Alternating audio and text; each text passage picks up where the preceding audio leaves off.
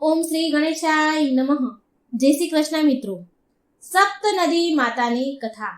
બધા જ યુગોમાં પૂજનીય છે આ 7 નદીઓ.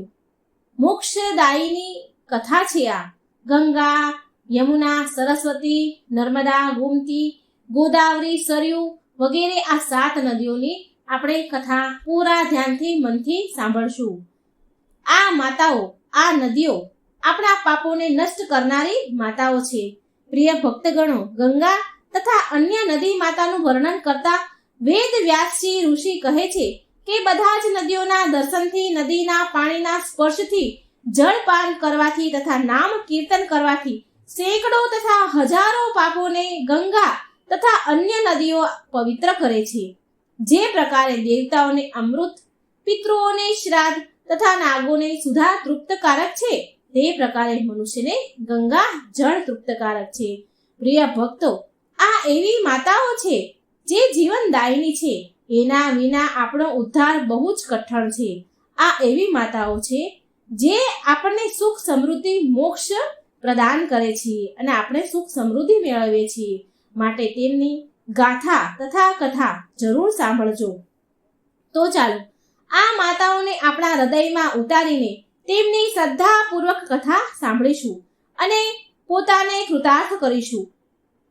બધા જ નદી માતાઓ, હે બધી જ નદી માતાઓ, હું દેવ અને દૈત્ય દ્વારા પૂજનીય તમારા પાદ પદ્મનો પ્રણામ કરું છું. તમને પ્રણામ કરું છું. તમે મનુષ્યને સદાય તેના ભાવ અનુસાર ભોગ અને મોક્ષ પ્રદાન કરો છો. હે નદી માતાઓ, તમારી કૃપા દ્રષ્ટિ એ બધા જ ભક્તો પર બનાવી રાખજો. જે બધા માતા, બહેનો અને ભાઈઓ બંધુ આ કથાને સાંભળી રહ્યા છે અને સંભળાવી રહ્યા છે અને હોકારો ભરી રહ્યા છે, તેમને સુખ સમૃદ્ધિ આપજો. તેમના પાપોને નષ્ટ કરીને તમારા ચરણોમાં સ્થાન આપજો. એવી પ્રાર્થના છે નદી માતા. ભક્તો, આગળ વધતા પહેલા આપણી સુખ સમૃદ્ધિની કામના માટે વિડીયોને એક લાઈક જરૂર કરજો. જો તમે કથાને સાંભળી રહ્યા છો તો પૂરી સાંભળજો. આનાથી મન ઈચ્છિત ફળની પ્રાપ્તિ થાય છે. સપ્ત નદી માતાની જય. જય ગંગા મૈયા. હર હર ગંગે. ગંગા માતા અને સરસ્વતી માતાની કથા. એક વારની વાત છે. માં સરસ્વતી બ્રહ્મલોકમાં તેમની વીણા વગાડી રહ્યા હતા. એટલામાં માં લક્ષ્મી ત્યાં પ્રગટ થયા. માતા સરસ્વતીએ માં લક્ષ્મીનું સ્વાગત કર્યું અને તેમને આસન પર બેસાડ્યા. પછી માતા સરસ્વતીએ એમનું અહીં આવવાનું કારણ પૂછ્યું. એટલે માતા લક્ષ્મીએ અભિમાન સાથે કહ્યું કે હું તો લક્ષ્મી છું. હું તો જન કલ્યાણના કાર્યમાં બહુ જ વ્યસ્ત રહું છું. આજે મને થોડો સમય મળ્યો તો વિચાર્યું કે ચાલને તમને મળી આવું. મારે બધાને ધન, વૈભવ અને સુખ આપવાનું હોય છે. મારા વિના તો આ દુનિયા ચાલી શકે જ નહીં, ભરણ પોષણ થઈ જ શકે નહીં. અને ફરી માં લક્ષ્મી કટાક્ષમાં બોલ્યા કે જો મારે પણ માત્ર બ્રહ્મલોકમાં બેસીને વીણા વગાડવાની હોત ને તો મારી પાસે સમય જ હોત. માતા લક્ષ્મીની અહંકાર ભરી વાતો સાંભળીને માતા સરસ્વતીને બહુ ક્રોધ આવ્યો. એટલે માતા સરસ્વતીએ કટાક્ષ ભર્યા શબ્દોમાં બોલ્યા, દેવી લક્ષ્મી, તમે તો વૈભવની દેવી છો, પણ છતાંય તમને ચંચળા કહેવામાં આવે છે. તમે ક્યાંય બિલકુલ પણ સ્થિર નથી રહેતા. પણ હું તમારા જેવી નથી. હું તમારાથી બિલકુલ વિપરીત છું. હું જે જગ્યાએ રહું છું, જાઉં છું, ત્યાં આજીવન માટે વસી જાઉં છું. આજીવન શ્વાસ કરું છું. તમને કોઈ પણ ચોરી શકે છે, લૂંટી શકે છે, પણ મને કોઈ નહીં ચોરી શકે, ન લૂંટી શકે. હું તો ઉપરથી વેચવાથી વધુ છું. મારો પ્રચાર પ્રસાર જેટલો પણ થશે એટલે હું વધતી જઈશ.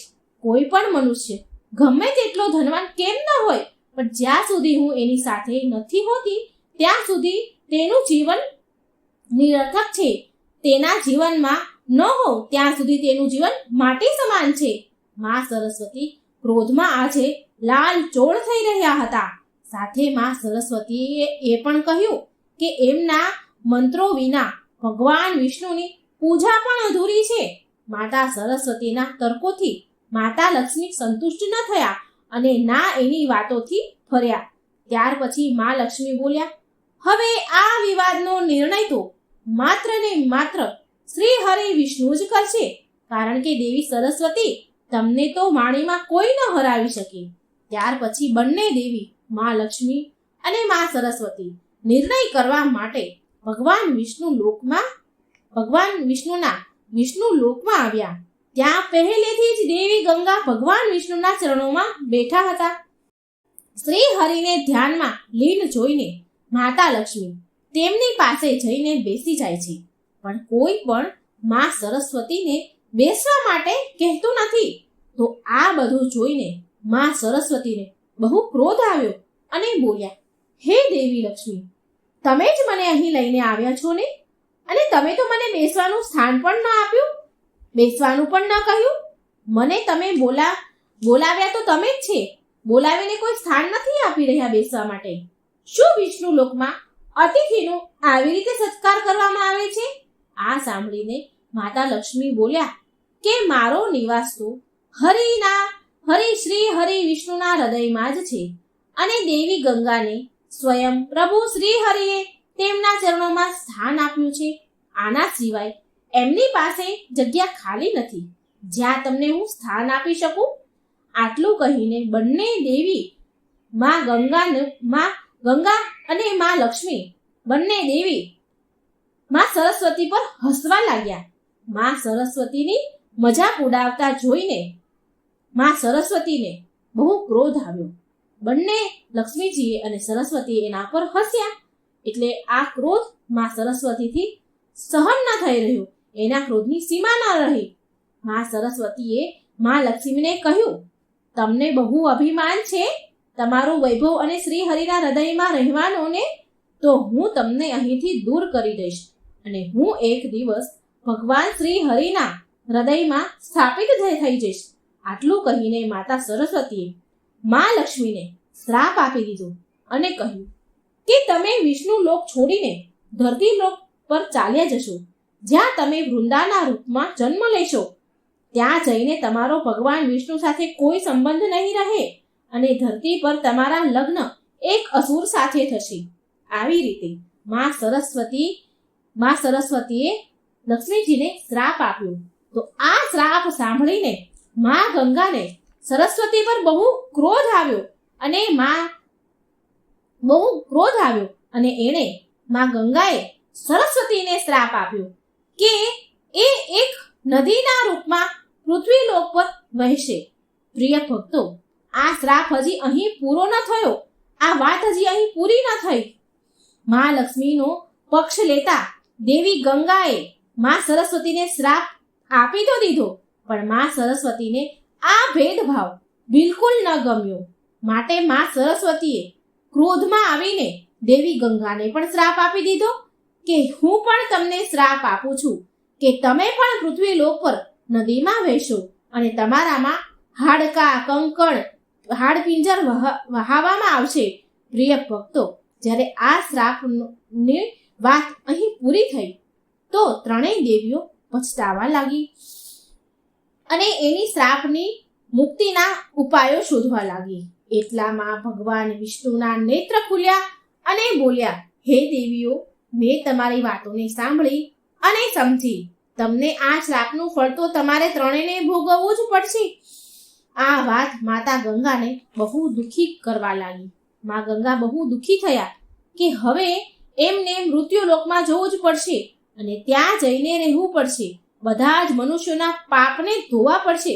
ધરતી પર આવવાની વાત સાંભળીને માં ગંગા ગભરાઈ ગયા કે પાપી લોકો તો તેના જળમાં સ્નાન કરશે અને એના પાપ મારા જળમાં છોડીને ચાલ્યા જશે. એ બધા પાપ મારી અંદર સમાવવા પડશે. કહેવાય છે કે બધી જ ઘટના પાછળ કોઈને કોઈ કારણ જરૂર હોય છે. એ સમયમાં એક બહુ જ પ્રતાપી બળવાન રાજા સગર રાજ્ય કરતા હતા. પૂરી ધરતી પર એની શક્તિની ચર્ચા સ્થપાયેલી હતી. આ કારણથી એમને અશ્વમેઘ યજ્ઞ કરવાનો વિચાર કર્યો. સગર રાજાએ તેમના 60,000 પુત્રો તેમના સૈનિકો સાથે એ ઘોડાને લઈ જવાનો આદેશ આપ્યો. અને તેમની બીજી પત્નીને, સગર રાજાની બીજી પત્ની પણ હતી, તો એ બીજી પત્નીથી તેમને એક બીજો પુત્ર પણ હતો. અને એ પુત્ર એક ઋષિ હતો અને એનું નામ અસમંજસ હતું. તેમણે પિતા સગરને ચેતવણી આપી હતી કે આ અશ્વમેઘ યજ્ઞમાં અપશુકન પણ આવી શકે છે. પણ સગર રાજાએ તેના ઋષિ પુત્રની અસમંજસની વાત ન માની અને જગ્યાએ સગર રાજાની ધજા લહેરાવા લાગી. આનાથી રાજા ઇન્દ્રને બહુ ડર ઊભો થયો કે ઇન્દ્રદેવને તેમનું સિંહાસન ડોલતું દેખાયું. અને ઇન્દ્રદેવે આ યજ્ઞને રોકવા માટે એક ઉપાય શોધ્યો. રાત્રે જ્યારે બધા સૂઈ ગયા હતા અને સગર રાજાના સૈનિકો ઘોડાની સુરક્ષા કરી રહ્યા હતા, ત્યારે ઇન્દ્રદેવે એવી માયા રચી કે બધા જ પહેરેદાર સૈનિકો સૂઈ ગયા. ઇન્દ્રદેવે તે ઘોડો, અશ્વમેઘ યજ્ઞનો ઘોડો ત્યાંથી ઉઠાવી લીધો અને કપિલ મુનિના આશ્રમમાં બાંધી દીધો. કપિલ મુનિ વર્ષોથી ત્યાં જંગલમાં તપસ્યા કરી રહ્યા હતા. જ્યારે સૈનિકો અને સગર રાજાના પુત્રોની આંખ ખુલી તો તેમણે જોયું કે તેના યજ્ઞનો ઘોડો ત્યાંથી ગાયબ થઈ ગયો છે. તો તે ઘોડાને શોધવા બધી દિશાઓમાં બધા ફરી વળ્યા. ત્યારે ખબર પડી કે તે ઘોડો કપિલ મુનિના આશ્રમમાં બંધાયેલો છે. ત્યાં પહોંચીને રાજકુમારોએ એ સમજ્યા વિચાર્યા વિના કપિલ મુનિને અપશબ્દ કહેવા લાગ્યા. એટલે કપિલ મુનિનું ધ્યાન ભંગ થયું. તો તેમને બહુ ક્રોધ આવી ગયો અને તેમના તેજથી બધા જ 60,000 પુત્ર અગ્નિમાં બળવા લાગ્યા અને બળીને રાખ થઈ ગયા, ભસ્મ થઈ ગયા. અને આ વાતની ખબર જ્યારે રાજા સગરને પડી તો તે જ ક્ષણે તેની આકાશમાં મૃત્યુ થઈ ગયું. આ વાતની જ્યારે ઋષિ અસમંજસ, જો કે તે સગર રાજાના બીજી પત્નીનો જે ઋષિ પુત્ર હતો, એને ખબર પડી તો તે બહુ દુઃખી થયો અને કપિલ મુનિના આશ્રમમાં જઈને બહુ વિનંતી કરી, ક્ષમા માંગી. એના ભાઈઓ 60,000 જે એના ભાઈઓ હતા એના વતી એને ક્ષમા માંગી અને 60,000 ભાઈઓને મુક્ત કરાવવા માટે કહ્યું, કોઈ ઉપાય બતાવવા કહ્યું. તે ઋષિ અસમંજસને કહેવા લાગ્યા કે હે ઋષિવર, મારા ભાઈઓને મુક્તિ માટે કોઈ ઉપાય કહો, નહીં તો આ બધા જ ધરતી પર ભટકતા રહેશે. કપિલ મુનિએ એમના તેજ દ્વારા જોયું અને કહ્યું કે આમને તારવા માટે, મુક્તિ માટે માં ગંગાજીને ધરતી પર લાવવા પડશે. એક માં ગંગા જ છે જે તમારા આ 60,000 ભાઈઓને તારી શકે છે, મુક્તિ આપી શકે છે. આટલું સાંભળી ઋષિ અસમંજસ હિમાલય પર ચાલ્યા ગયા અને તેમણે ઘોર તપસ્યા કરી. પણ ધીરે ધીરે તેમનું શરીર ત્યાં છૂટી ગયું, બરફમાં વિલીન થઈ ગયું. પછી ઋષિ અસમંજસના પુત્ર દિલીપે તે સાધનાને શરૂ કરી. તેમના પૂર્વજોને તારવા માટે કેટલા કાળ સુધી સાધના તપસ્યા કરી અને એ પણ કાળવશ બરફમાં સમાઈ ગયા. જ્યારે રાજા દિલીપના પુત્ર ભગીરથને આ વાતની ખબર પડી તો એમણે પણ માતા ગંગાના અવતરણની કૃપા કરવા માટે, પ્રાપ્ત કરવા માટે તપસ્યા શરૂ કરી. ભગીરથે બ્રહ્મદેવને પ્રસન્ન કર્યા. ભગીરથની ઘોર તપસ્યા જોઈને માં પાર્વતીએ માં ગંગાને સમજાવ્યા કે તે એમની જીદ છોડીને પુણ્યનું કામ કરે. તો માં ગંગા કહે છે કે હું ધરતી પર તો ઉતરી જાઉં, પણ મારો વેગ બહુ પ્રચંડ છે, જેને સંભાળવું એ ધરતીના હાથની વાત નથી. મારો પ્રચંડ વેગ ધરતી પર વહેશે તો અનાયાસે પણ બહુ બધા જીવજંતુ મરી જશે. આના માટે માત્ર મહાદેવ જ મારા વેગને સંભાળી શકે છે, ધારણ કરી શકે છે. ત્યાર પછી ભગીરથે મહાદેવને પ્રાર્થના કરી. મહાદેવ પ્રસન્ન થઈને માં ગંગાને તેમની જટામાં ઉતારવાનું સ્વીકાર કર્યું અને મહાદેવે તેમની એક જટા ખોલી અને ગંગાની લહેરોને ધીરે ધીરે ધરતી પર ઉતારી. માં ગંગા ભગીરથના પાછળ પાછળ ચાલ્યા અને કપિલ મુનિના આશ્રમ પહોંચ્યા. ત્યાં સગર રાજાના 60,000 પુત્રોને તારી દીધા. આ પ્રકારે માં ગંગા ધરતી પર અવતરિત થયા અને ત્યારથી માં ગંગા પાપીઓના ઉદ્ધાર કરતા આવ્યા છે. માં ગંગા બધાના જ પાપ નષ્ટ કરે છે.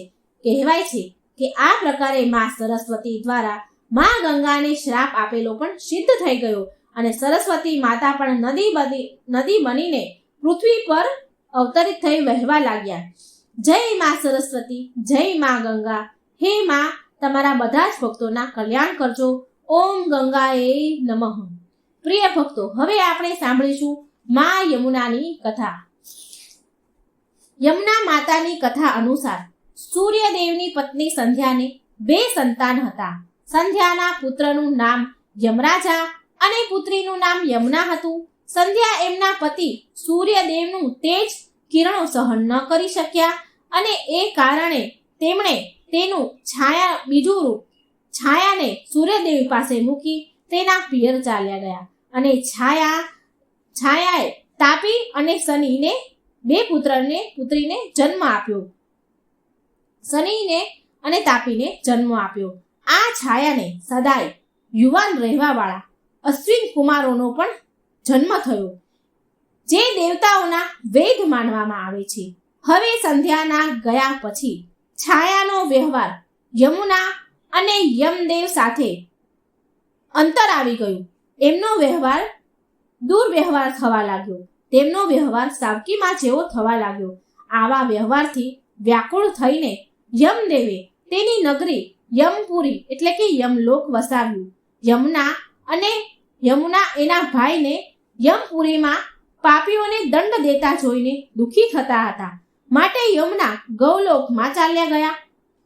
પ્રિય ભક્તો, માતાથી કુમાતા જેવો વ્યવહારથી દુઃખી થઈને યમરાજાએ યમલોકમાં રહેવાનું શરૂ કરી દીધું.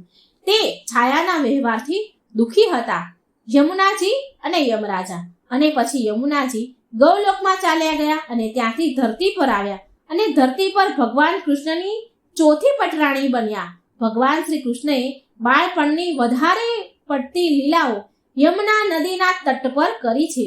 કૃષ્ણ ભગવાન યમુનાજીને કાલંદી નામથી બોલાવતા હતા. જ્યારે ભગવાન કૃષ્ણના જન્મ પછી વસુદેવજી કૃષ્ણને ગોકુળ લઈને જતા હતા ત્યારે યમુનાજીમાં તોફાન આવ્યું અને જળનું સ્તર વધવા લાગ્યું. આ જોઈને ભગવાને તેમનો પગનો અંગૂઠો પાણીમાં ડુબાડ્યો એટલે યમુનાજીનું પાણી શાંત થઈ ગયું અને આમ યમુનાજી ધરતી પર રહેવા લાગ્યા. એક વખતની વાત છે, જ્યારે યમુનાજીને મળવા તેમના ભાઈ યમરાજા આવ્યા તો યમુનાજીએ યમરાજાને ચાંદલો કર્યો અને તેમને વરદાન માંગવા કહ્યું. તો યમુનાજીએ એ વરદાનમાં માંગ્યું કે હે ભાઈ, હું એવું ઈચ્છું છું, મારી એવી ઈચ્છા છે કે જે પણ મારા જળમાં સ્નાન કરે તે યમલોકના દર્શન ક્યારેય ન કરે. આ સાંભળી યમરાજા ચિંતામાં પડી ગયા અને મનમાં વિચાર કરવા લાગ્યા કે આવા વરદાનથી તો યમલોકનું અસ્તિત્વ સમાપ્ત થઈ જશે. યમુનાજી તેના ભાઈને ચિંતામાં જોઈને બોલ્યા, ભાઈ, તમે ચિંતા ન કરો અને મને એ વરદાન આપો કે આજના દિવસે બહેન ભાઈના ઘરે ભોજન કરે તથા મથુરા સ્થિત નગરીમાં મારા જળમાં સ્નાન કરે તે યમલોકના દર્શન ક્યારેય ન કરે. યમરાજાએ યમુનાજીનું આ વરદાન સ્વીકાર કર્યું અને વરદાન આપી દીધું. તો મિત્રો, આ બહેન ભાઈના આ મિલનના તહેવારને ભાઈ બીજના નામે ઓળખાય છે અને આવી રીતે યમુનાજીની બહુ અસીમ કૃપા છે કે તેના જળમાં જે સ્નાન કરે છે તે મોક્ષ પામે છે. તે યમલોકના દરવાજે નથી જતા, ક્યારેય યમલોકનો દરવાજો નથી જોતા. કહેવાય છે કે યમુનાજીને કાર્તિક અને માહ મહિનો બહુ પ્રિય છે, માટે માહ મહિનો અને કાર્તિક મહિનામાં યમુનાજીમાં સ્નાન કરવાની પ્રથા છે. એકવાર પ્રેમથી બોલો યમુનાજીની જય. જય હો યમુનાજી, જય શ્રી કૃષ્ણ. પ્રિય ભક્તગણો, હવે તમે આગળ સાંભળશો માતા સરયુની કથા. સરયુ નદીની આ કથા છે. પુરાણોમાં વર્ણન છે કે એક કથાના અનુસાર સરયુ નદીનો જન્મ ભગવાન વિષ્ણુના નેત્રોના આંસુમાંથી થયો છે. વાત એવી છે કે પ્રાચીન સમયમાં શંખાસુર નામના એક અસુરે વેદોને ચોરીને સમુદ્રમાં નાખી દીધા. એટલે વેદોને સંતાડી દીધા અને પોતે તે અસુર ત્યાં છુપાઈ ગયો. સરયુ નદીમાં જ છુપાઈ ગયો અને ત્યાં જ રહેવા લાગ્યો. અને આ કારણે અધર્મનો પ્રભાવ વધી ગયો અને ધર્મની હાનિ થવા લાગી.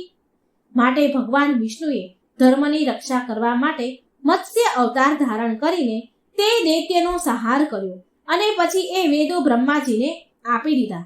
ધર્મની આ જીતથી ભગવાન વિષ્ણુની આંખોમાં આંસુની ધારા વહેવા લાગી. તેમની આંખોમાં આંસુ આવી ગયા. ત્યારે બ્રહ્માજીએ તેમના કમંડળમાં કૈલાસ સરોવરના માન સરોવરમાં તે કમંડળ સુરક્ષિત કરી દીધું. પછી એકવાર આ કમંડળ જળને વૈવત્સ મુનિએ વાડના પ્રહારથી માન સરોવરમાંથી બહાર નીકાળ્યું અને તેમાંથી જે નદી પ્રગટ થઈ એ જ નદી સરયુ નદી કહેવાઈ. પછી ભગીરથે તેની ઘોર તપસ્યાથી સ્વર્ગથી ગંગાને ધરતી પર ઉતારી અને તેના પૂર્વજોનો ઉદ્ધાર કરાવ્યો અને ગંગા અને સરયુ નદીનો સંગમ કરાવ્યો.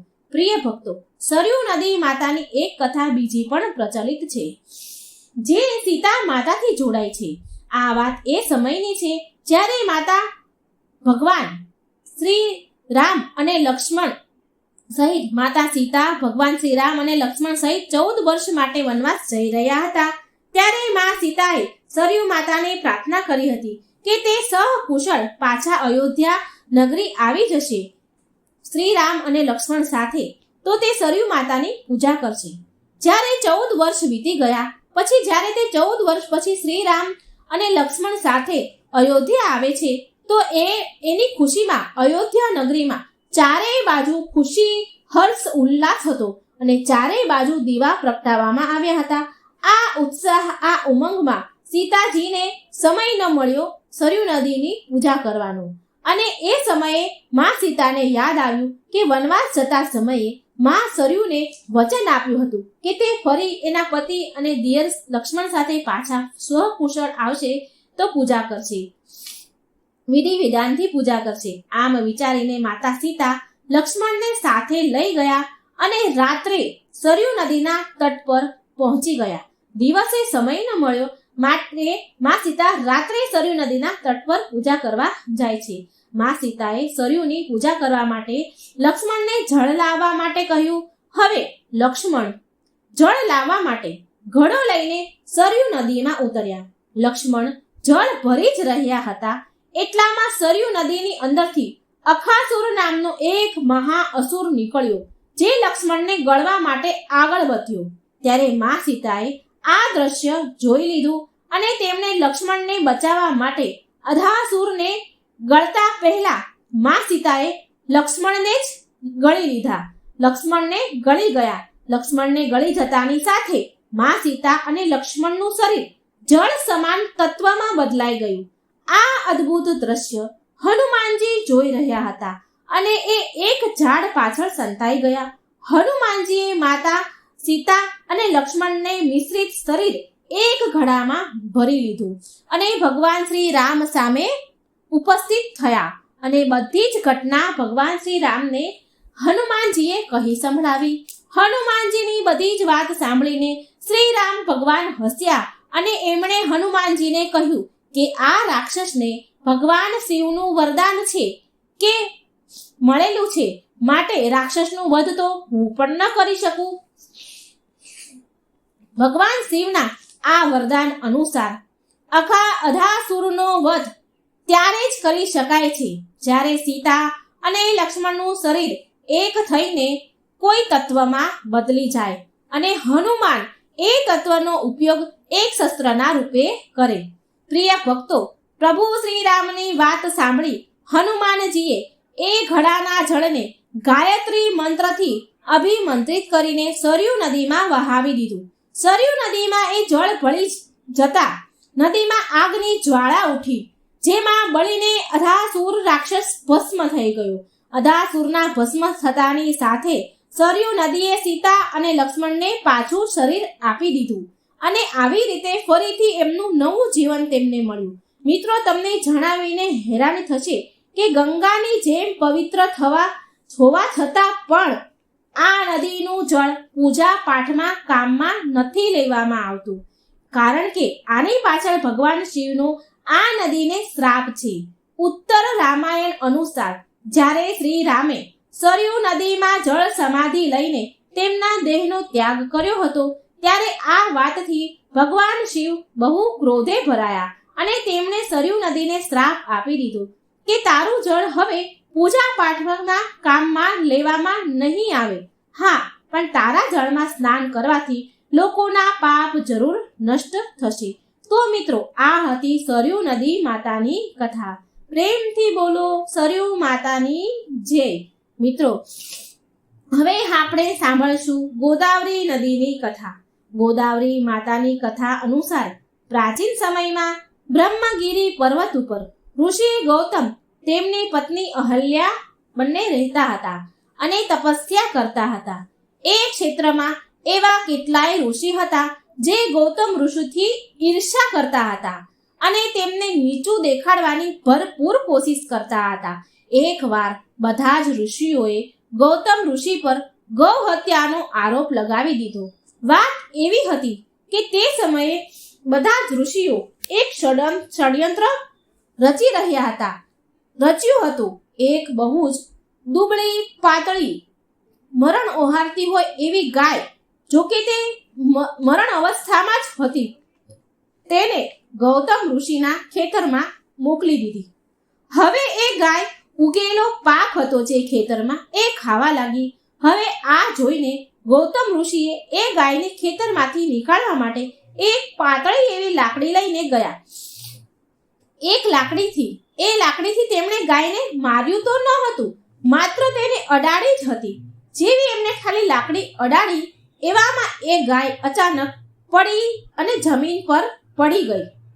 તો મિત્રો, અને મરી ગઈ. એ ગાય મરી ગઈ. તો મિત્રો, આવી રીતે ઋષિ ગૌતમ પર ગૌ હત્યાનો આરોપ લગાવીને બધા ઋષિઓ બોલ્યા કે આ હત્યાના પાપના પ્રાયશ્ચિત કરવા માટે દેવી ગંગાને અહીં લઈને તમારે આવવું પડશે. ત્યારે જ તમારા માથેથી આ પાપ ઉતરશે. અને જો તમે આવું નહીં કરો તો તમારે આ જગ્યા અને આ આશ્રમ છોડીને જવું પડશે. પ્રિય ભક્તો, ત્યારે ગૌતમ ઋષિએ શિવલિંગની સ્થાપના કરીને તેમની પત્ની સાથે પૂજા શરૂ કરી. ઋષિની ભક્તિથી પ્રસન્ન થઈને શિવજી અને માતા પાર્વતી ત્યાં પ્રગટ થયા અને શિવજીને વરદાન માંગવા કહ્યું. ત્યારે ઋષિ ગૌતમે દેવી ગંગાને એ સ્થાન પર મોકલવાનું વરદાન માંગ્યું. હવે ભગવાન શિવે દેવી ગંગાનું આહ્વાન કર્યું તો દેવી ગંગા બોલ્યા, હે ભગવાન, હું અહીં તો જ ઉતરીશ, તો જ રહીશ જ્યારે તમે ત્રણેય ત્રિદેવ એક જ રૂપમાં શિવલિંગમાં બિરાજમાન હશો અને હું તમારા પવિત્ર શિવલિંગ પર થઈને અહીંથી પ્રવાહિત થઈશ. આ સાંભળી ત્યાં વિષ્ણુ સહિત બ્રહ્માજી પણ પ્રગટ થયા અને ત્રણેય દેવોએ એક રૂપ ધારણ કરી એમના અંશથી એક શિવલિંગને પ્રગટ કર્યું. પ્રિય ભક્તો, ગંગાજીનું આમ કહેવાથી ભગવાન શિવ અહીં ત્રયંબકેશ્વર જ્યોતિર્લિંગના રૂપમાં વાસ કરે છે, સ્થાપિત થયા. આ પ્રકારે અહીં ત્રણેય દેવતા સમાયેલ છે, બ્રહ્મા, વિષ્ણુ અને મહેશ. અને માતા ગંગા ગોમતી નદીના રૂપમાં ત્યાં વહેવા લાગ્યા. ગોમતી નદીનું નામ ગોદાવરી પણ છે. બ્રહ્મા, વિષ્ણુ, મહેશ ત્રણેય દેવ એક સાથે ત્રયંબકેશ્વર શિવલિંગમાં સ્થાપિત થયા. પ્રિય ભક્તો, તમને જણાવી દઉં કે આ ગોદાવરી, જેને ગોમતી પણ કહેવાય છે, આ માતા ગંગા જ છે, જેનામાં સ્નાન કરવાથી, પૂજા પાઠ કરવાથી વ્યક્તિને વૈકુંઠ લોકની પ્રાપ્તિ થાય છે. તે વ્યક્તિના બધા જ પાપ નાશ કરે છે. ગંગાના સમાન આ પાપ મોચીની છે. પ્રિય ભક્તો, એકવાર પ્રેમથી બોલો માં ગોદાવરીની જય, ગંગા માતાની જય. ઓમ નમઃ શિવાય. બ્રહ્મા, વિષ્ણુ, મહેશની જય. હર હર ગંગે. મિત્રો, હવે આપણે સાંભળીશું માતા નર્મદા દેવીની કથા. નર્મદા નદીની કથા. નર્મદાને આપણે નદીના નામે ઓળખીએ છીએ. પ્રાચીન માન્યતાઓ અનુસાર ભગવાન ભોળાનાથ અમરકંટક પર્વતના એક તળાવની પાસે તપસ્યામાં લીન હતા. એ સમયે એમના શરીરમાંથી નીકળેલો પરસેવો એક નદીના એણે રૂપ લઈ લીધું. ભગવાનના શરીરમાંથી જે પરસેવો નીકળ્યો એણે નદીનું રૂપ લીધું. જ્યારે શિવજીની તપસ્યા પૂરી થઈ ત્યારે માં નર્મદાએ દર્શન દઈને ભગવાન શિવ અને માતા પાર્વતીને પોતાની અલૌકિક શક્તિનો પરિચય આપ્યો અને આજ શિવજીના પરસેવાથી ઉપસ્થિત નદી માં નર્મદાના રૂપમાં જાણવામાં આવે છે. તપસ્યામાં લીન મહાદેવને ધૂપ તાપથી બચાવીને સેવા કરવા વાળી નર્મદા વિશે જાણીને માં ગૌરીને બહુ આનંદ થયો. માં ગૌરી બહુ પ્રસન્ન થયા અને ભોળાનાથે પ્રસન્ન મનથી તેમને નર્મદા નામથી બોલાવ્યા. આ નામ બે શબ્દથી મળીને બન્યું છે, નરમ અને દાસી, જેનો અર્થ થાય છે સુખ દેનારી. જો આપણે નર્મદા નદીનો ઇતિહાસ અને પૌરાણિક કથા વિશે વાત કરીએ તો નર્મદા માને મૈકાલ નામથી પણ ઓળખાય છે તથા નર્મદાને રુદ્ર કન્યા કહીને પણ સંબોધન કરવામાં આવે છે તથા નર્મદાને ગંગાજી કરતાં પણ વધારે પવિત્ર માનવામાં આવે છે. હિન્દુ ધર્મમાં નર્મદાની પરિક્રમાને પુણ્યશાળી માનવામાં આવે છે. પિતૃઓને મોક્ષ દેનારી નર્મદાને પિતૃઓની પુત્રી પણ કહેવામાં આવે છે.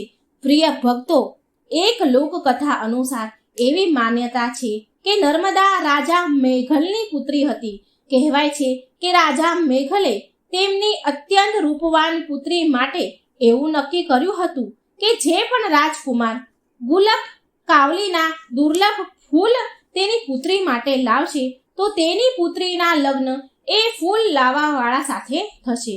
પછી આ સાંભળીને રાજકુમાર સોનભદ્ર ગુલાબ કાવલીના ફૂલ લઈ આવ્યા એટલે તેની સાથે રાજકુમારી નર્મદાના લગ્ન નક્કી થયા.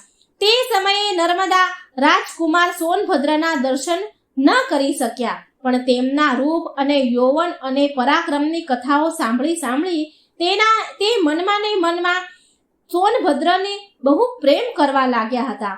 અને આ બાજુ લગ્ન થવામાં થોડા દિવસ જ બાકી હતા, પણ નર્મદાથી રહેવાયું નહીં એટલે તેની દાસી જુહીલાના હાથે પ્રેમ પત્ર મોકલવાનું તેમણે વિચાર કર્યો.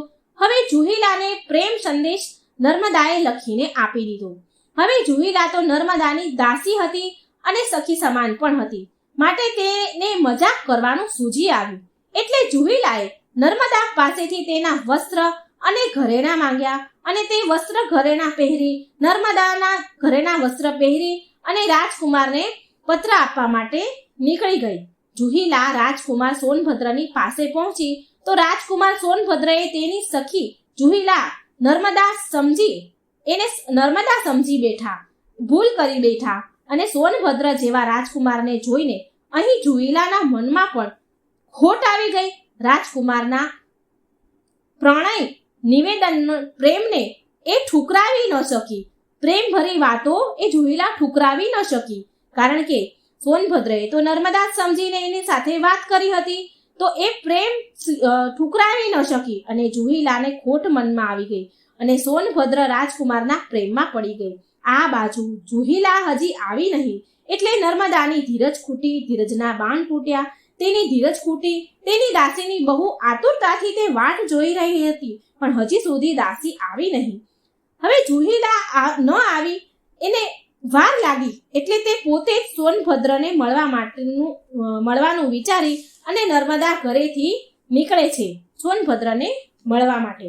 હવે ત્યાં નર્મદા પહોંચીને જુએ છે કે સોનભદ્ર અને જુહીલા એક સાથે છે એટલે નર્મદા દેવીને અપમાનની ભીષણ અગ્નિમાં બળી ઉઠ્યા અને તરત જ ત્યાંથી ઊંધી દિશામાં ચાલવા લાગ્યા અને હવે પાછી ક્યારેય નહીં આવે આવા નિર્ણય સાથે નર્મદા ઉલટી દિશામાં વહેવા લાગ્યા અને સોનભદ્ર તેની અજાણે થયેલી ભૂલ પર બહુ જ પછતાયા. પણ સ્વાભિમાન અને વિદ્રોહની પ્રતીક બનેલી નર્મદા દેવી પાછા વળીને ક્યારેય આવ્યા નહીં અને કહેવાય છે કે ત્યારથી જ તે જગ્યાથી નર્મદા ઊંધી દિશામાં વહેતા આવ્યા છે. અને આજે પણ માનવામાં આવે છે કે નર્મદા દેવીએ આજે પણ આજીવન વિવાહ નથી કર્યા અને કુંવારી રહી ગયા. નર્મદાને કુંવારી નદીના રૂપમાં પણ ઓળખાય છે. જેવી રીતે આપણે સાંભળ્યું કે આ નર્મદા નદી ગંગા નદી કરતાં પણ વધારે પવિત્ર માનવામાં આવે છે, આવું શાસ્ત્રમાં વર્ણન થયેલું છે. તો મિત્રો, આ હતી 7 નદી માતાની કથા. એકવાર પ્રેમથી બોલો નર્મદા માતાની જય, ભગવાન ભોળાનાથની જય. મિત્રો, હું આશા કરું છું કે 7 નદીઓની પવિત્ર કથા, જો કે તે 7 નદી માતા છે, તે તમને બહુ પસંદ આવી હશે. માટે વિડીયોને એક લાઈક જરૂર કરજો, શેર કરજો અને કમેન્ટ બોક્સમાં હર હર ગંગે જય ભોળાનાથ જરૂર લખજો. તમારું જીવન મંગલમય રહે અને પ્રસન્નતાથી પરિપૂર્ણ રહે આ કામના પ્રાર્થના સાથે કરું છું. આજે આપણે ગંડકી નદી અને શાલિગ્રામની કથા સાંભળીશું.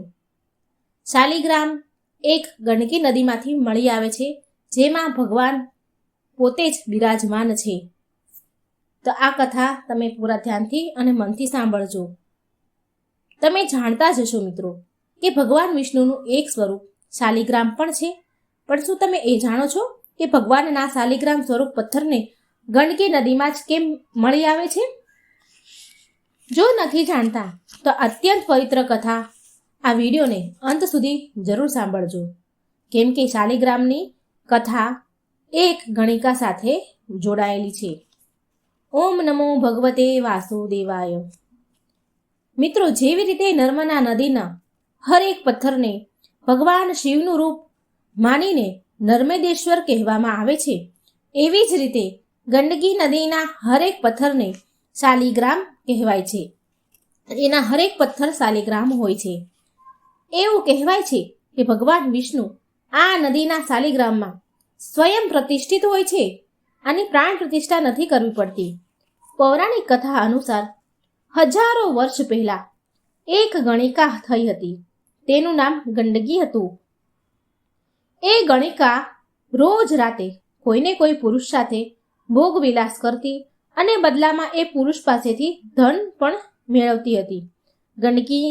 ગંડકીને આ કામ કરતા કરતા ઘણા બધા વર્ષો વીતી ગયા. તો એક દિવસ એક મહાત્મા એ ગામમાં આવ્યા જ્યાં ગણિકા રહેતી હતી.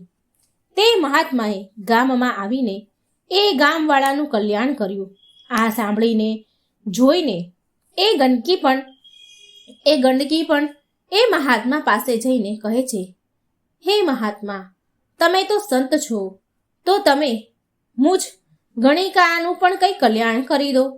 ગંડકીની વાત સાંભળીને મહાત્મા બોલ્યા, હું તારું કલ્યાણ તો કરી દઈશ, પણ એના માટે તારે આ ગણિકાપણું છોડવું પડશે. ગંડકી બોલી, હે ગુરુજી, હું બધું જ છોડી શકું છું, પણ મારું આ શરીર વેચવાનું ન છોડી શકું, કેમ કે ગુરુજી, હવે મને આની આદત થઈ ગઈ છે. ઘણા વર્ષોથી આ કામ કર્યું છે મેં, માટે મને આદત પડી ગઈ છે. આના સિવાય તમે મને જે કંઈ છોડવાનું કહેશો એ હું છોડી દઈશ, પરંતુ આ કામ તમે મારાથી ન છોડાવો અને કોઈ પણ રીતે મારો ઉદ્ધાર કરો પ્રભુ. પછી ગુરુજી બોલ્યા, તો એક કામ કર, આજ પછી તારી પાસે જે પણ પુરુષ આવે તું એને તારો પતિ માન અને ભગવાન માનીને એની સેવા કરજે, એટલે તારો ઉદ્ધાર થઈ જશે. ગણિકા બોલી, ઠીક છે ગુરુજી, આજ પછી હું આવું જ કરીશ. એ દિવસ પછી તે ગંડકી પાસે જે પણ સૂર્યાસ્ત પછી આવે, જે પણ પુરુષ સૂર્યાસ્ત પછી એની પાસે આવે તો ગંડકી તેને તેનો પતિ માનીને તેની સેવા સત્કાર કરતી, આદર કરતી, ખવડાવતી, પીવડાવતી અને પગ પણ દબાવતી. આટલું જ નહીં, સૂર્ય અસ્ત થયા પછી જે પણ પુરુષ તેની પાસે આવતો તેને તેના પતિ પરમેશ્વર માનતી હતી. આવી રીતે ગંડકીએ મહાત્માએ કીધેલી વાતો પર વિશ્વાસ કરીને તેનું પાલન કરવા લાગી, સાચી નિષ્ઠાથી પાલન કરવા લાગી.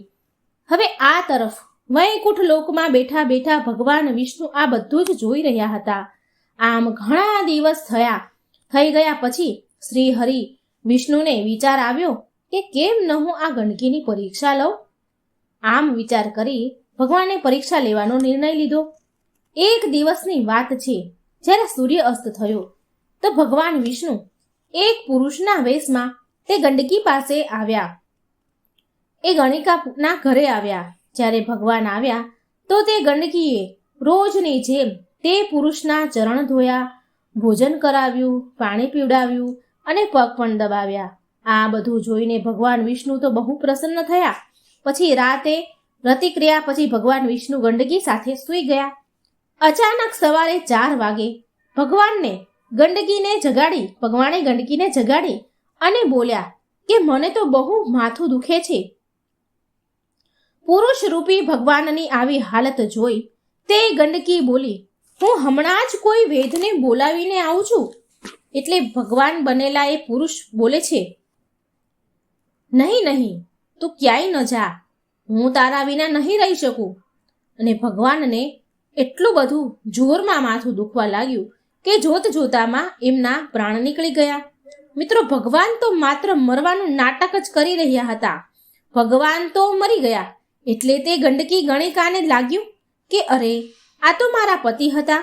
મારા પતિ મર્યા પછી તો મારે પણ સતી થવું જ પડશે. પછી સવારે ગામવાળાને ખબર પડી કે ગંડકી ગણિકાના ઘરે કોઈ પુરુષ મરી ગયો છે. તો ગામવાળા તેની ઘરે પહોંચી ગયા અને તેમની પાસે તેમણે બધાએ વાંસની અર્થી એટલે કે નનામી તૈયાર કરી. ત્યાર પછી એ પુરુષના શબને એ નનાની પર સુડાવ્યા, એ અર્થી પર સુડાવ્યા અને એ અર્થીને ગામવાળા સ્મશાન ઘાટે લઈ જવા લાગ્યા. હવે એ ગણિકા પણ તેની પાછળ પાછળ શોળ શણગાર કરીને ચાલી નીકળી, સજી ધજીને નીકળી પડી. આ જોઈ ગામવાળા બોલ્યા કે અરે ગંડકી, તું આવી રીતે શોળ શણગાર કરીને ક્યાં જઈ રહી છો? ત્યારે તે બોલી કે મેં એ પુરુષને મારો પતિ માન્યો હતો અને હવે જ્યારે તેની મૃત્યુ થયું છે, મારા પતિનું મૃત્યુ થયું છે, તો હું પણ એની સાથે સતી થવા જઈ રહી છું. આ સાંભળી ગામવાળા તો જોર જોરથી હસવા લાગ્યા. ગંડકી ઉપર અને એકબીજા સાથે ચર્ચા કરવા લાગ્યા, વાતો કરવા લાગ્યા અંદરો અંદર કે ભલા એક વેશ્યાનો પણ શું પતિ હોય. પણ ગંડકી પર આ ગામવાળાનો હસવાનો કોઈ અસર ન પડ્યો. અને જ્યારે બધા એ અર્થીને લઈને સ્મશાન પહોંચ્યા તો ગંડકી પણ જઈને તે ચિતા ઉપર બેસી ગઈ. અને જ્યારે તે પુરુષની લાશને ચિતામાં મૂકી તો ગંડકીએ તે પુરુષનું માથું તેના ખોળામાં રાખ્યું અને ભગવાનને પ્રાર્થના કરવા લાગી કે હે પ્રભુ, જો મેં જ્યારથી ગુરુના વચનો પર વિશ્વાસ કર્યો છે ત્યારથી લઈને આજ સુધી મારા પતિ સિવાય બીજા પુરુષને ન જોયો હોય તો આગ લાગી જાય. ગંડકીના આટલું કહેવાથી જ ચિતામાં આગ લાગી ગઈ. જ્યારે આગ લાગી તો ભગવાને એક આંખ ખોલીને જોયું કે ગંડકી શું કરી રહી છે. ભગવાને જોયું તો ગંડકી બંને હાથ જોડીને આંખ બંધ કરીને એમના નામના જાપ કરી રહી હતી. પછી ભગવાને તેની માયાથી તે ચિતામાં અગ્નિ વધારે પ્રજ્વલિત કરી, વધારે અગ્નિ પ્રગટાવ્યા લાગ્યા. ફરી ભગવાન એક આંખ ખોલીને જુએ છે કે ક્યાંક આ વધારે અગ્નિના તાપથી ગંડકી ભાગી તો નથી ગઈ ને. ભગવાન ખોલીને જોવે છે કે ગંડકી, પણ ભગવાને જોયું કે ગંડકી પર તે એકદમ તેજ અગ્નિનો કોઈ પણ અસર નથી થઈ રહ્યો. તેનું શરીર સળગતું જાય છે પણ તે ઊં કે ચૂ પણ નથી કરી રહી. પછી ભગવાનને સમજાઈ ગયું કે ગંડકી ભલે ગણિકા છે પણ તે ભક્તિની તો સાચી છે. તરત જ ભગવાન વિષ્ણુએ એ જ સમયે પ્રગટ થયા અને બોલ્યા કે ગંડકી, આંખો ખોલ, હું તો તારી પરીક્ષા લઈ રહ્યો હતો અને તું એ પરીક્ષામાં સફળ થઈ છો. ભગવાનનું આટલું બોલતા જ એ ચિતાની આગ ઓલવાઈ ગઈ અને તે ગંડકીનું શરીર પણ સ્વસ્થ થઈ ગયું. ત્યાર પછી જ્યારે ગંડકીએ આંખો ખોલી તો તેની સામે ભગવાનને તેણે જોયા અને તે તો આશ્ચર્યચકિત થઈ ગઈ. પછી ભગવાન બોલ્યા, હું તારાથી બહુ પ્રસન્ન છું. વરદાન માંગ, તારે શું જોઈએ છે માંગી લે. ભગવાનની વાત સાંભળીને ગંડકી બોલી, હે ભગવાન, જો તમે મને કંઈક આપવા જ ઈચ્છો છો તો મારી ઈચ્છા છે કે તમારું માથું ચિતામાં જેમ મારા ખોળામાં મેં રાખ્યું હતું એવી જ રીતે સદાય માટે તમે મારા ખોળામાં રહો. આટલું બોલીને તે એટલી બધી ભાવુક થઈ ગઈ કે થોડી વારમાં તો તેનું શરીર જોતામાં પાણી બની ગયું. આખું શરીર પાણી બની ગયું અને તે પાણી ત્યાંથી વહેવા લાગ્યું અને પાણીની વહેલી ધારા ગંડકી નદી બની ગઈ. ભગવાન બોલ્યા, હે ગંડકી, આજથી સદાય હું શાલિગ્રામ બનીને તારા ખોળામાં જ રહીશ. એટલે મિત્રો, ગંડકી નદીમાં જે શાલિગ્રામ પથ્થર છે એમાં સ્વયં સાક્ષાત ભગવાન વિષ્ણુ બિરાજમાન છે. એ પથ્થરને પ્રાણ પ્રતિષ્ઠા નથી કરવી પડતી, આ ભગવાનનું વચન છે. તો આવી રીતે ગંડકી નદીમાં મળી આવતા શાલિગ્રામમાં ભગવાન વિષ્ણુનો વાસ છે. તે શાલિગ્રામની પ્રતિષ્ઠા નથી કરવી પડતી. આ સત્ય ઘટના છે મિત્રો. આપણે પવિત્ર નદી તાપી નદીની વાર્તા સાંભળીશું. તાપી નદીનો ઇતિહાસ, મહત્વ, એ ક્યારથી પ્રગટ થયા છે, બધું જ આપણે આ વિડીયોમાં સરસ મજાનો વિડીયો સાંભળીશું. મિત્રો, જો વિડીયો સારો લાગે તો લાઈક કરજો, શેર કરજો અને મારી આ ચેનલને સબસ્ક્રાઈબ કરવાનું ભૂલશો નહીં. સાથે બેલ આઇકોનનું બટન પણ પ્રેસ કરજો, જેથી નવા ભગવાનની કથાઓ તમારા સુધી જલ્દી પહોંચે. તો મિત્રો, જો વિડીયો સારો લાગે તો અંત સુધી સાંભળજો. મા તાપીની કથા અંત સુધી સાંભળજો. સૂર્યપુત્રીમાં તપતી એટલે કે તાપી ભારતના પશ્ચિમ દિશામાંથી વહેનારી પ્રમુખ 2 નદીઓમાંથી એક છે. આ નામ તાપ એટલે કે ઉષ્ણમાંથી ઉત્પન્ન થયું છે. મા તાપી તાપ, પાપ, શ્રાપ અને ત્રાસને હરવાવાળી આદિ ગંગા કહેવાય છે. સ્વયં ભગવાન સૂર્યએ પોતાના તાપને ઓછો કરવા માટે મા તાપીને ધરતી પર મોકલ્યા હતા. વૈતુલ જિલ્લાના મુલતાઈ તહસીલ મુખ્યાલય પાસે સ્થિર એક તળાવમાંથી નીકળવાવાળા સૂર્યપુત્રીની જન્મકથા, તાપી નદીની જન્મકથા મહાભારતના આદિ પર્વમાં ઉલ્લેખિત છે. પુરાણોમાં સૂર્ય ભગવાનની પુત્રી તાપી જે તપ્તી કહેવાય છે, જે સૂર્યદેવ દ્વારા ઉત્પન્ન કરાવાય છે. એવું કહેવાય છે કે ભગવાન સૂર્યદેવે પોતાના શરીરની ગરમી અને તાપથી પોતાના જે નીકળતી હોય ગરમી તાપ, તેનાથી પોતાની રક્ષા કરવા માટે તાપીને ધરતી પર અવતરિત કર્યા હતા. પુરાણોમાં તાપી મહિમા વિશે લખાયું છે કે ભગવાન સૂર્યએ વિશ્વકર્માની પુત્રી સંધ્યા દેવી સાથે વિવાહ કર્યા હતા. સંધ્યા દેવીથી સૂર્ય ભગવાનને 2 સંતાન થયા. કાલિંદી એટલે કે જેને આપણે યમુનામાં કહીએ છીએ, એ અને યમરાજા. એ સમયે ભગવાન સૂર્ય તેમના વર્તમાન રૂપમાં ન હતા, પણ એ સમયે અંડાકાર રૂપમાં હતા. સંધ્યા દેવીથી ભગવાન સૂર્યનો તાપ સહન ન થયો, માટે તેમણે તેની જગ્યાએ તેની દાસી છાયાને, તેમનો પડછાયો, તેમનો છાયાને ત્યાં મૂકી દીધો અને સંધ્યા દેવી પોતે તપસ્યા કરવા ચાલ્યા ગયા. હવે છાયાએ સંધ્યાનું રૂપ ધારણ કરીને ઘણા સમય સુધી સૂર્યદેવની સેવા કરી. ભગવાન સૂર્યદેવથી છાયાને શનિદેવ અને તાપ્તી નામે 2 સંતાન થયા. ભગવાન સૂર્યએ તેની પુત્રી તાપીને આશીર્વાદ આપ્યો હતો કે તે વિનય પર્વતથી પશ્ચિમ દિશા તરફ વહેશે. પુરાણો અનુસાર કૃતયુગમાં ચંદ્રવંશમાં ઋષ નામનો એક પ્રતાપી રાજા રાજ્ય કરતો હતો. એના સવર્ણને ગુરુ વશિષ્ઠે વેદોની શિક્ષા આપી હતી. એક સમયની વાત છે જ્યારે સવર્ણ રાજપાટનું દાયિત્વ ગુરુ વશિષ્ઠના હાથમાં વશિષ્ઠને સોંપી નીકળી ગયા હતા. તો જંગલમાં સવર્ણે એક સરોવરમાં અપ્સરાઓને સ્નાન કરતા જોઈ, જેમાંથી એક તાપી પણ હતા. તાપીને જોઈને સવર્ણ મોહિત થઈ ગયા અને સવર્ણે આગળ જઈને તાપી માતા સાથે વિવાહ કરી લીધા. સૂર્યપુત્રી તાપીને ભાઈ શનિદેવે એવા આશીર્વાદ આપ્યા હતા કે જે પણ ભાઈ બહેન તાપી અને યમુના નદીમાં સ્નાન કરશે તેને ક્યારેય અકાળ મૃત્યુ નહીં આવે. પૌરાણિક કથા અનુસાર રાજા દશરથનું બાણથી શ્રવણનું પાણી ભરતા એક સમયે અકાળ મૃત્યુ થયું.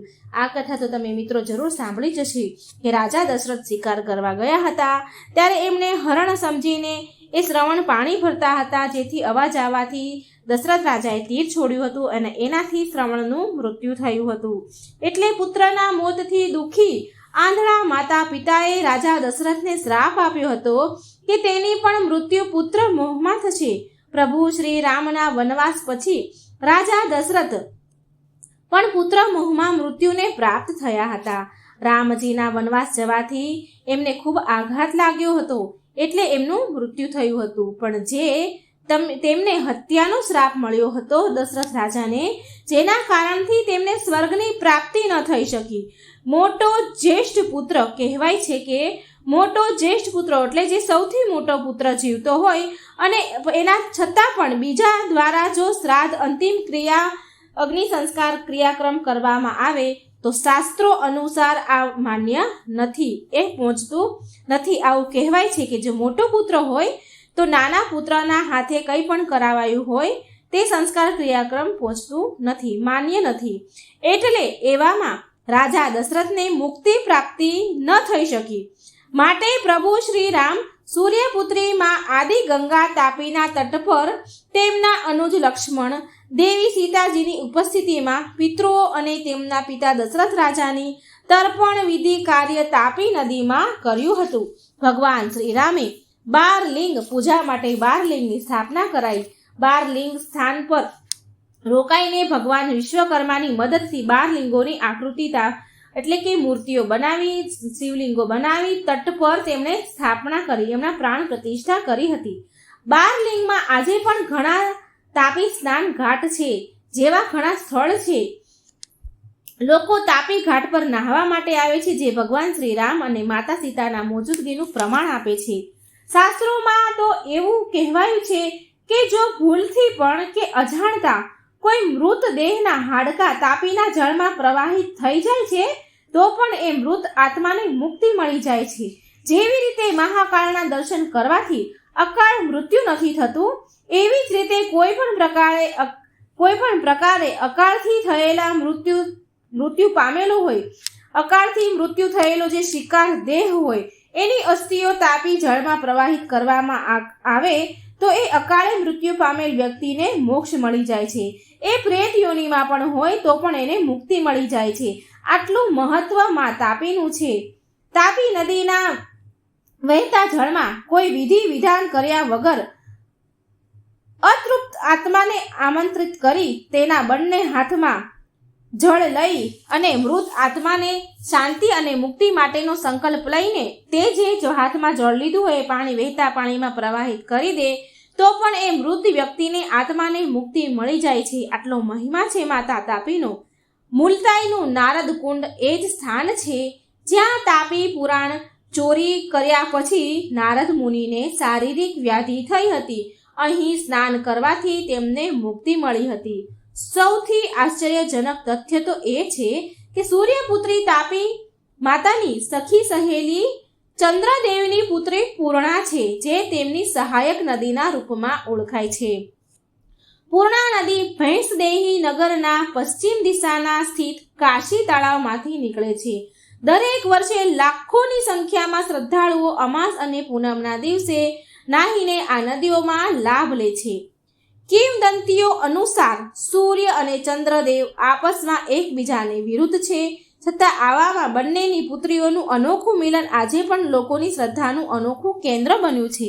પુરાણોમાં વર્ણન છે કે ભગવાન જટાશંકર ભોળાનાથની જટામાંથી નીકળેલ ભગીરથ ગંગાજીમાં 100 વાર સ્નાન કરવાનું, દેવાદિદેવ મહાદેવના નેત્રોમાંથી નીકળેલ એક ટીપામાંથી શિવપુત્રી માં નર્મદાના દર્શન કરવાથી જે ફળ પુણ્ય મળે છે તે માત્ર તાપી માતાનું સ્મરણ કરવાથી સમાન ફળ મળે છે. આમ તો જ્યારથી આ સૃષ્ટિનું નિર્માણ થયું છે હિન્દુ ધર્મમાં નદીઓને દેવીઓના રૂપમાં પૂજવામાં આવ્યા છે. સૂર્યદેવની લાડકી પુત્રી તથા શનિદેવની બહેન આદિ ગંગાના નામથી પણ પ્રખ્યાત છે. આદિકાળથી લઈને અનંત કાળ સુધી પૂજ્ય નદીઓની જેમ માં તાપી પૂજાતા જ રહેશે. સૂર્યપુત્રી તાપી મુક્તિ માટેનું સૌથી સારું માધ્યમ છે. આપણા ધાર્મિક ગ્રંથો અને વેદ પુરાણોમાં ભારતની પવિત્ર નદીઓમાં સૂર્યપુત્રી તાપીની સહેલી પૂર્ણા છે. સૂર્યપુત્રી તાપી ભારતના કેન્દ્રબિંદુ કહેવાતા મધ્યપ્રદેશના વૈતુલ જિલ્લાના પ્રાચીન મુલતાની, જો કે વર્તમાનમાં આને મુલતાઈ સ્થળથી ઓળખાય છે, ત્યાંના નગર સ્થિત તળાવમાંથી નીકળે છે. નજીકના ગૌમુખમાંથી એક સૂક્ષ્મ ધારના રૂપમાં વહીને ગુજરાતના સુરત પાસે અરબ સાગરમાં મળે છે. તાપી નદીના 7 કુંડ છે: સૂર્યકુંડ, ધર્મકુંડ, પાપકુંડ, તાપી કુંડ, નારદ કુંડ, શનિ કુંડ, નાગા બાબા કુંડ. આ 7 કુંડ બનેલા છે, જેમાં તેની અલગ અલગ ધાર્મિક માન્યતાઓ પ્રચલિત છે. તો બધા જ કુંડનું આપણે થોડું થોડું મહત્વ જાણીએ. તો પહેલા સૂર્યકુંડમાં એવું કહેવાય છે કે સૂર્યદેવે સ્વયં અહીં સ્નાન કર્યું હતું, માટે આ કુંડનું નામ સૂર્ય કુંડ પડ્યું છે. આમાં સ્નાન કરવાથી માણસના સર્વ પાપો નષ્ટ થાય છે. ધર્મકુંડમાં એવું કહેવાય છે કે અહીં સ્વયં યમરાજાએ સ્નાન કર્યું હતું, જેના કારણે આ કુંડનું નામ ધર્મકુંડ પડ્યું છે. તાપ્તી કુંડ, આ કુંડ વિશે કહેવાય છે કે સૂર્યદેવના પ્રકોપથી પશુ પક્ષી માનવની રક્ષા કરવા માટે તાપી માતાની 3 પરસેવાના ટીપા પડ્યા. એક ટીપું આકાશમાં, બીજું ધરતી પર અને ત્રીજું ટીપું પાતાળ લોકમાં પડ્યું. અને કહેવાય છે કે ત્રીજું ટીપું આ કુંડ પર પડ્યું અને આગળ જઈને આ વહેતી નદી બની. ચોથો કુંડ પાપ કુંડ. આ કુંડ વિશે કહેવાય છે કે કોઈ પાપી માણસ સાચા મનથી તાપીનું ધ્યાન કરે છે તો તેના બધા પાપ ધોવાઈ જાય છે, એટલે આ કુંડનું નામ પાપ કુંડ પડ્યું છે. પાંચમું કુંડ નારદ કુંડ.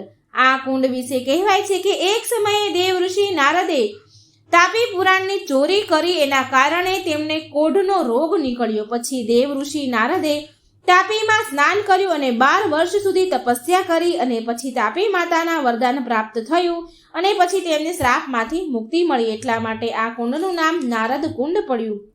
છઠ્ઠું શનિ કુંડ. આ કુંડ વિશે કહેવાય છે કે શનિ ભગવાન આ કુંડમાં સ્નાન કરીને બહેન તાપીને મળવા ગયા હતા, એટલે આ કુંડનું નામ શનિ કુંડ પડ્યું. સાતમું કુંડ નાગા બાબા કુંડ. આ કુંડ વિશે કહેવાય છે કે આ કુંડ નાગ સંપ્રદાયનો કુંડ છે. આ જગ્યા પર તપસ્યા કરીને ભગવાન શિવને પ્રસન્ન કર્યા હતા. આ જગ્યા પર સફેદ જનોઈ ધારી શિવલિંગ પણ છે, એટલા માટે આ કુંડને નાગા બાબા કુંડ કહેવાય છે. હવે તાપી નદીનું અસ્તિત્વ અને તાપી નદીના 21 નામો આપણે જાણીશું. મધ્યપ્રદેશ અને મહારાષ્ટ્રના ગીચ જંગલોને વિંધતી ખડકોની છાતી ચીરીને અને હસતી રમતી નિર્દોષ તોફાન કરતી પુણ્યશાળી સલીલ સૂર્યપુત્રી તાપી નદી તાપી જિલ્લાના ચરણ પખાળે છે. તાપી નદી એ સૌથી પુરાતન નદી છે. તાપી પુરાણમાં આપેલા શ્લોકમાં જણાવાયું છે કે યદા ન ગંગા સૂર્ય ન રેવા ના ગોમતી સાભ્રમતી ના ભાષા યદા ના વિશ્વ ચ વિશ્વકર્મા તદા પ્રયાસ કિલ સૂર્ય દેહ. એટલે આનો અર્થ એ છે કે જ્યારે ગંગા, સરયુ, ગોમતી, સાબરમતી જેવી નદીઓનું અસ્તિત્વ ન હતું, જ્યારે ભાષા ન હતી, જ્યારે આ વિશ્વ કે વિશ્વકર્મા ન હતા, ત્યારે પણ તાપી નદીનું અસ્તિત્વ હતું. ભારતીય સંસ્કૃતિમાં માતાનું ગૌરવભર્યું સ્થાન આપવામાં આવ્યું છે. જેમ માતાના ખોળે બાળક ઉછરે છે, તેમ નદીના ખોળે માનવ સંસ્કૃતિ પડે છે. પુરાણમાં કહ્યું છે કે તાપી નદી 21 કલ્પ પહેલા પ્રગટ થઈ છે. તો હવે આપણા મનમાં એ પ્રશ્ન ઊભો થાય કે કલ્પ એટલે શું?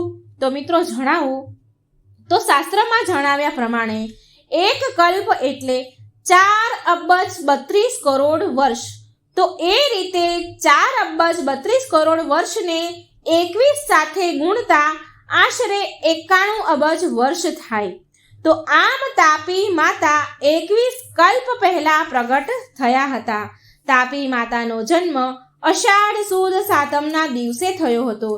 આજે પણ આ શુભ દિવસ તાપી માતાના જન્મ દિવસ તરીકે ઉજવવામાં આવે છે. કહેવાય છે કે ગંગામાં સ્નાન કરવાથી, રેવામાં દર્શન કરવાથી, સરસ્વતીનું આચમન કરવાથી પવિત્ર થવાય છે, જ્યારે તાપી માતાનું તો માત્ર સ્મરણ કરવાથી સર્વ પાપોનો નાશ થાય છે. તાપી માતાના 21 કલ્પો આપણે જાણીએ તો 21 કલ્પોના નામ આ પ્રમાણે છે. પહેલું પદ્ય, બીજું પોષ્કર, ત્રીજું શૌર, ચોથું શાંભવ, 5 ચાંદ્ર, છઠ્ઠું કશ્યપ, 7મું ઉપેન્દ્ર, 8મું ઐન્દ્ર, 9મું વારુણ, 10મું મહાબળ, 11 મહેશાન, 12 ઉત્કલ, 13 કુનાલાક, 14 પ્રાકૃતિ, 15 મત્સ્ય, 16 એલાખ્ય, 17 કુર્મ, 18મું વરાહ, 19 આદિવરાહ, 20 કૃષ્ણ વરાહ અને 21 શ્વેત વરાહ. આ 21 કલ્પોના નામ હતા. આમ કુલ 21 કલ્પ જોવા મળે છે. અને હવે આવી જ રીતે આ પ્રમાણે તાપી માતાના 21 નામો પણ છે, જે મિત્રો આ પ્રમાણે છે: સત્યા, સત્યોદ્રવા, શ્યામા, કપિલા, તાપિની, નાસત્યા, સાવિત્રી, કપિલાબિંકા, તપનાહદા, નાસિકોહવા, સહાકારા, સનકા, અમૃતશય નંદિની, સૂક્ષ્મ તારિણી, સૂક્ષ્મ, સૂર્યા, સર્વ વિશાપહા, તિગ્મા, તિગમારિયા, તારા અને 21મું તામરા. તાપી નદી સાતપુડાની પર્વતમાળામાંથી બેતુલ જિલ્લાના મુલતાઈ નામના ગામ પાસેથી એક તળાવ પાસેથી નીકળે છે. ત્યાં મૂળ તાપી નામે એક રેલવે સ્ટેશન પણ છે. તાપી નદીના કિનારે વસેલા નગરો જોઈએ તો આ પ્રમાણે છે: ધારા, નસીરાબાદ, મેડવાટ, અમલનેર, બુરહાનપુર, જેનાબાદ, નમનખેડા, ભૂસાવલ, જલગાંવ, ઉકાઈ, કાકરાપાર, માંડવી, કડોદ, બૌધાન, કામરેજ, ઉમરા, ભીમપોર, ડુમ્મસ વગેરેનો સમાવેશ થાય છે. એવું માનવામાં આવે છે કે બૌધાન ગામ પાસે તાપી નદીને ગુપ્ત રીતે ગૌતમી ગંગા અને સામે કિનારે ગલતેશ્વર આગળ પ્રગટ નારદી ગંગા તાપી નદીને મળે છે, જેથી ગલતેશ્વર આગળ ત્રિવેણી સંગમ થાય છે. આ સ્થળ ખૂબ જ પવિત્ર મનાય છે. એનું મહાત્મય પ્રયાગરાજ અને ત્રયંબકેશ્વર જેટલું જ છે. અહીંથી આગળ તાપી, કામરેજ, કઠોર થઈ, ઉત્તરાણ, અશ્વિની કુમાર થઈ, સુરત, રાંદેર થઈ, ડુમ્મસ પાસે અરબી સમુદ્રમાં વિલીન થઈ જાય છે. તો મિત્રો, આ હતી મા તાપીનો મહિમા, એમના 21 કલ્પોના નામ, માતા તાપીના 21 નામ. તો મિત્રો, તમને જો આ વિડીયો સારો લાગે માતા તાપીનો તો શેર કરજો, લાઈક કરજો, જેથી બીજા લોકોને પણ મા તાપીની કથા મહિમા સાંભળવાનો અવસર મળે અને આપણને પુણ્ય પ્રદાન થાય. ધર્મના રસ્તા પર મારો સાથ જરૂર આપજો. આ વિડીયોને બને એટલો શેર કરજો. જય શ્રી કૃષ્ણ. રાધે રાધે. Thank you.